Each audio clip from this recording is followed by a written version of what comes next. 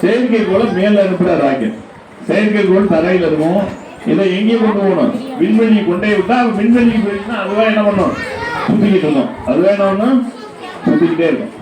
அப்ப அதை கண்டுபிடிக்கல முதல்ல சிரமப்பட்டு SLV-3 கண்டுபிடிக்கிறாரு. எல்லாரும் இருக்க நீ பார்த்துருப்ப டிவியில கவுண்ட் டவுன் ஒன்று வரும். எல்லாரும் உட்காந்து பார்த்துக்கிட்டே இருப்பாங்க. நூற்றுக்கணக்கில் இன்ஜினியர் சயின்டிஸ்ட்லாம் அது மேலே எப்போ போகுது அப்படின்னு. திடீர்னு கிளம்பி மேலே போச்சு. எல்லாரும் மேலே போனோம்னா என்ன பண்ணுவாங்க? கை தட்டுவாங்க. என்ன பண்ணுவாங்க?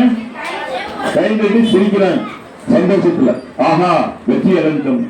கை தட்டி முடிக்கிறதுக்குள்ள அது கடலுக்குள்ள விழுந்துருச்சு. கை தட்டி முடிக்கிறதுக்குள்ள அது என்ன சொன்ன? SLV-3 எது? உடனே இவருக்கு ரொம்ப வருத்தம். உடனே பேப்பர்காரன் கூட சூழ்ந்துக்கிறேன். எதனால இது கடலுக்குள்ள? அப்பதான் முதல்ல அவரு கண்டுபிடிக்கிறது. அதனால அவருக்கு ரொம்ப பயமா போச்சு. அப்ப இவருக்கு வழிகாட்டியா இருந்தவர் யாருன்னு சொன்னேன்? சதீஷ் தவான். யாரு? அவர் அப்துல் கலாம் கூப்பிட்டு நீ பயப்படாத, நீ தைரியமா இரு, அந்த பேப்பர்காரன் பிரஸ்காரன் நான் பாத்துக்கிறேன். யாரு பாத்துக்கிறான்? அப்ப அவர்களெல்லாம் கூப்பிட்டு இவரே என்ன பண்ணாரு? எல்லாத்தையும் பேசி எதனால அதுன்னு போச்சு சொன்னாரு. அப்பதான் அப்துல் கலாம் சொன்னாரு, தலைமைங்கிறது எப்படி இருக்கணும்னா புகழ் வரையில மட்டும் இருக்கக்கூடாது. எப்ப இருக்கக்கூடாது? நல்லா போயிடுச்சுன்னு வச்சுக்க, எல்லாரும் சொல்லலாம் நான் தான் பண்ணேன், நான் தான். அது விழுந்துருச்சுன்னா நான் தான் விழுந்துச்சு, என்னால விழுந்துச்சுன்னு சொல்லுவாங்களா? ஆனால் அவர் என்ன பண்ணாருன்னா அதுக்கான காரணத்தை அவர் ஏத்துக்கிட்டார்.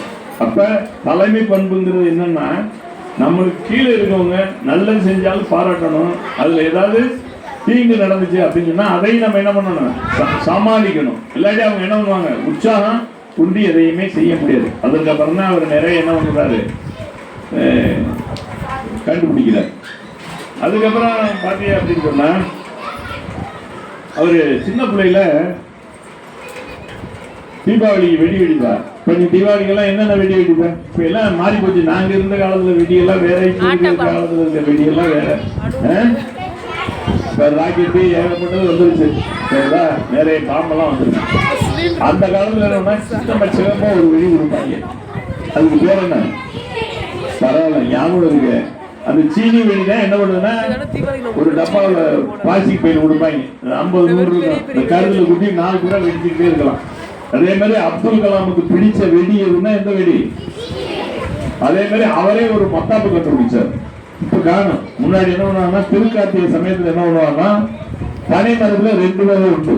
ஒண்ணுல நொங்கு காய்க்கும். அது என்ன பனை? பெண் பனை. அது என்னது? பெண் பனை. அதுல ஆண் பனைன்னு உண்டு. அதுல என்ன இருக்காது? நொங்கு வராது. என்ன வராது? அதுல பூ பூக்கும். என்ன இருக்கும்?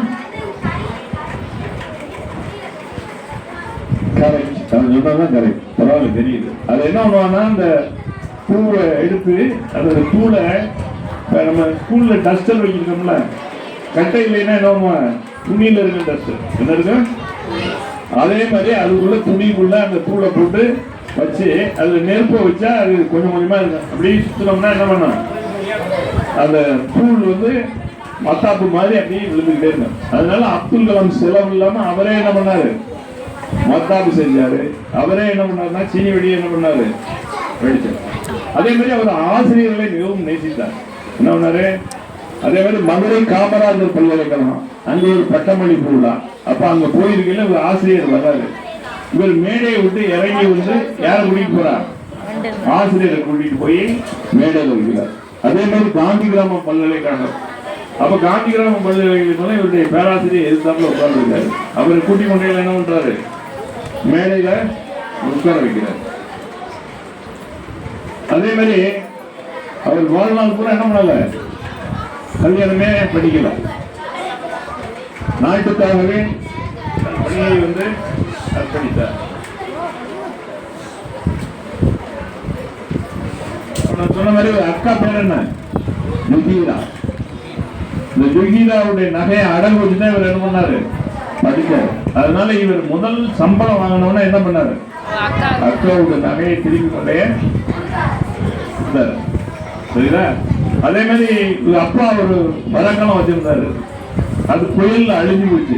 திருப்பி இவரே இன்னொருவரோட சேர்ந்து என்ன பண்ணாரு, புதிய படகு ஒன்றையும் அப்துல் கலாம் வந்து செய்தார் அப்படின்னு சொல்லி ஒண்ணு. அதே மாதிரி இவங்க அம்மா பிறந்தது ரொம்ப பெரிய இடம். அவங்க அம்மா வீடுன்னா பகதூர் பட்டம் வாங்கணும். என்ன பட்டம் இருந்தாலும் அவங்க அம்மா வந்து ஏழை வீட்டுல தான் இருந்தாங்க. பெரிய இடத்துல பிறந்தாலும் இருந்தாங்க.